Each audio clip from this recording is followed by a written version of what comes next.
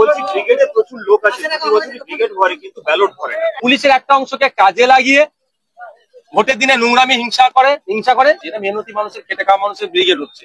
আমি তো খেটে খাওয়া মানুষ, মেহনতি মানুষের পক্ষেই।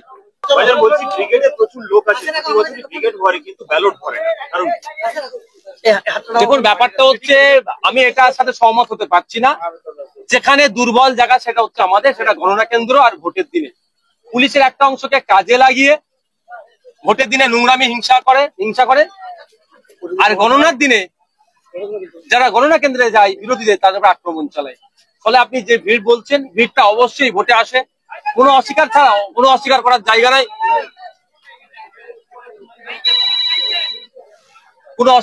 জায়গা নাই, যারা এই ভয়ঙ্কর সিচুয়েশনে বাড়ি থেকে বার হলে তৃণমূল টার্গেট করছে, তাদের নামে মিথ্যা মামলা দিতে পারে, তাদেরকে মারধর করতে পারে।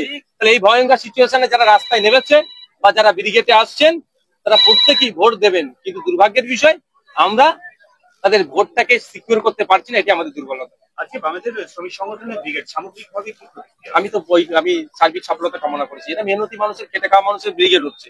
আমি তো খেটে খাওয়া মানুষ, মেহনতি মানুষের পক্ষেই। আমরা শ্রমের যে মূল্যায়ন হচ্ছে না তার বিরুদ্ধে, আমরা শ্রমের মূল্যায়নের পক্ষে তো আমরা সফলতা কামনা করেছি।